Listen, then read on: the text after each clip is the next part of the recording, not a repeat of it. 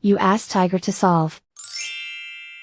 This deals with linear equations with one unknown.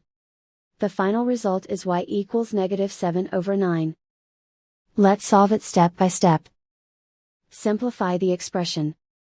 Expand the parentheses. Simplify the arithmetic. Expand the parentheses. Multiply the coefficients. Simplify the arithmetic. Group like terms. Simplify the arithmetic.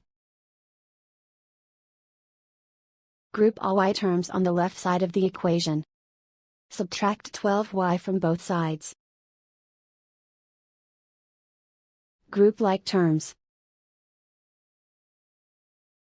Simplify the arithmetic. Group like terms. Simplify the arithmetic.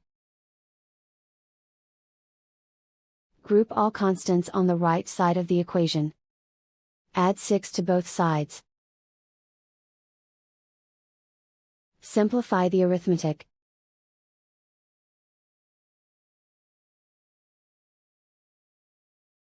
Isolate the y. Divide both sides by -18.